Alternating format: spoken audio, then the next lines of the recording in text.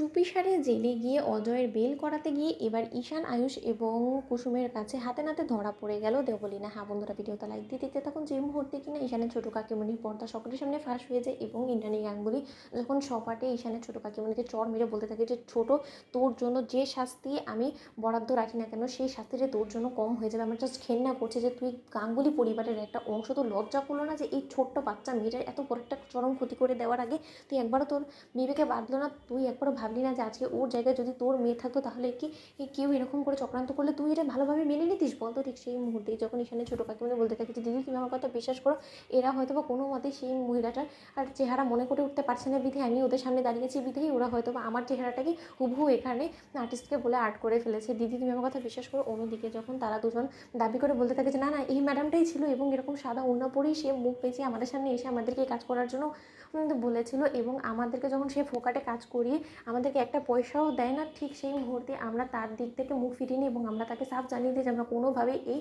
কাজ আর করবো না। অন্যদিকে এই কথা বলা মাত্র ঈশানের ছোটো কাকিমণি বলতে থাকে যে আপনারা এরকম মিথ্যাচার কেন করছেন বলুন তো। অন্যদিকে ঈশান, আয়ুষ বলতে থাকে যে ছি কাকিমণি ছি, তুমি দেবলীনার সঙ্গে থাকতে থাকতে তুমি এতটা নিচে নেমে গেলে কী করে বলো তো? তোমার কি মাথা খারাপ হয়ে গেছে? বলো তো, তুমি কুসুমের এত বড় একটা ক্ষতি করেছো, এর জন্য তোমার কোনো ক্ষমা হয় না। ঠিক সেই মুহূর্তে ইন্দ্রাণী গাঙ্গুলি স্বয়ং নিজে যখন ঈশানের ছোটো কাকিমণিকে বাড়ি থেকে ঘাট ধাক্কা দিয়ে বার করে দেয় এবং বলতে থাকে যে এটাই তোর প্রাপ্য শাস্তি এবং আজ আর এর কোনো ক্ষমা হবে না।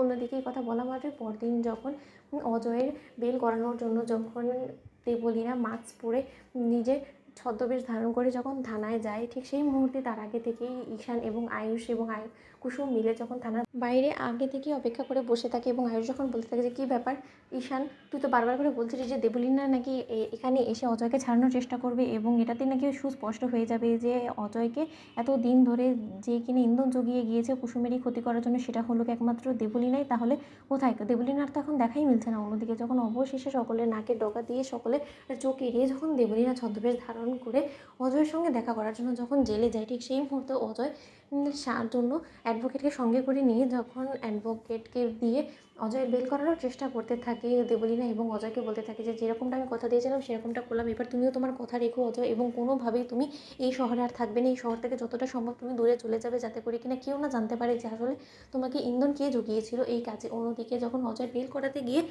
পেছন ফিরে সেখানে ঈশানকে দেখতে পায় দেবলীনা এবং ঈশান বলতে থাকে যে কি দেবলীনা খুব ধরিবাজ মেয়ে তুমি, না তুমি বুঝেছিলে যে তোমাকে হয়তো বা কেউ টেরও পাবে না এবং কেউ বুঝতেও পারবে না যে তুমি আসল অপরাধী এবং অজয়কে দিয়ে সকল নোংরা কর্মকাণ্ড তুমি নিজে স্বয়ং করিয়েছিলে এবং ওকে এর জন্য অনেকগুলো টাকাও তুমি দিয়েছিলে। ভাইদা তোকে আমি বলেছিলাম না যে তোদের সকলের ভুল ধারণা আমি ভেঙে দিব এবং এই মুখোশধারী দেবলীনার পর্দাটা ফাঁস করে দিব। এবার মিলল তো? বন্ধুরা লাইক কমেন্ট শেয়ার করো, সাবস্ক্রাইব করো।